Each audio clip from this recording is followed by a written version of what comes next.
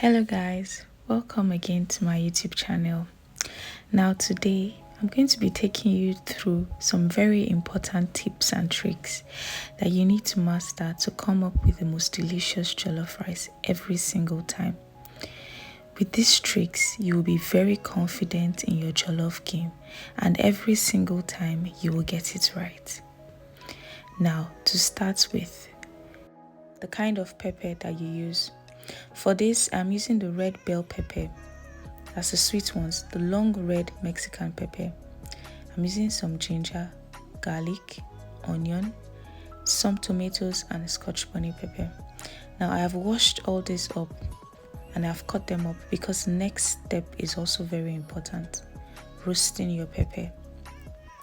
I've put this into the oven. Of course, I've sprinkled some oil and some salt on it before popping this into the oven for about 45 minutes. I have turned the pepper in between so that it can be browned nicely on both sides. You ask, why do I need to do this? It gives your jollof rice that very delicious and smoky flavor. Now, the next step, which is the third step, is also a very important one: frying your tomato paste with some onions. Now, you need to do this because it takes away that slapping taste of the tomato paste. You will need to fry the onions till they are fragrant.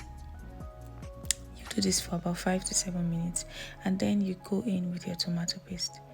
A number of you already know these steps, but I'm here to re-emphasize them because it is very important for you to cook your jollof rice this way for you to get the desired outcome. Now, I would recommend that you fry your tomato paste for as long as 20 minutes. Yes, turn it on low heat so that it doesn't burn. Stir it at intervals, but make sure that it is thoroughly fried. If you find out that this step might be time consuming for you, I would recommend preparing your pepper base way ahead and then storing it up in bottles and refrigerating it. That way, anytime you want to make your jollof rice, you can just bring out your pepper base and make your jollof rice sharply. But again, I would re-emphasize, fry your pepper base thoroughly. That way, your jollof rice comes out top notch and people will think that your rice has been cooked by a pro. Now, as you can see, there has been a change in appearance of my tomato paste. It doesn't look all clumped up together, but looks a little bit pebbly. And then you can also see from the appearance of the oil as well that this has fried for quite some time. I kept stirring it just like you can see in the video so that it doesn't stick to the pan. It's a non-stick pan anyway, but again, I did not want brown specks in my jollof rice, so this, not leaving it on the fire, like just leaving it and going off somewhere, but making sure that you keep watching over it and stirring it from time to time.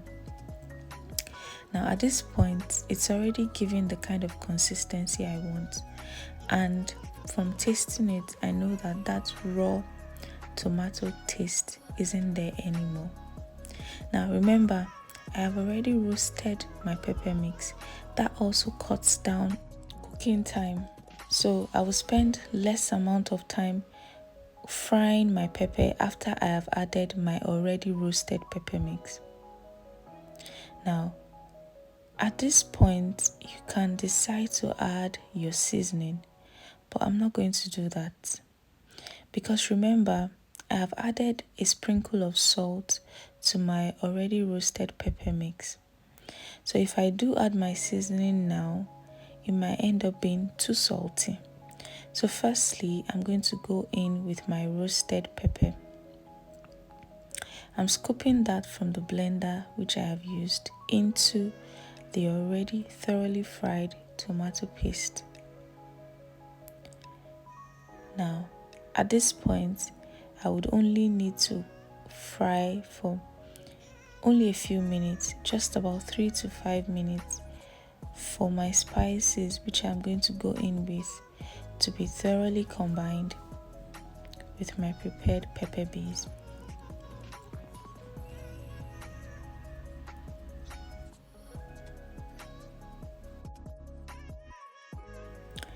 for this, I'm using some curry powder, using some chicken seasoning, using some bay leaves, my salt, and I'm putting all that in to my pepper mix. Another very important thing to note is the amount of water you're putting in. Just 1 inch over the rice will do. Pathway through cooking, mix your rice. You are mixing it at this point because you want it to be thoroughly cooked through and through, and then cover with an aluminium foil. I've mixed it about 10 minutes after cooking and covered up with some foil, because at this point what I want is for the steam to cook my rice, and I do not want to have to add any more water because that would also affect the amount of seasoning I've already added. And now I'm going in with some butter. I used unsalted butter also because I did not want to the butter to affect my seasoning already used. And I'm going in with some sliced tomatoes and onions. If you do not have any butter, you can use some margarine. That works just fine. Now, this is also because you want your rice to be moist and have a pretty shiny appearance when you serve it.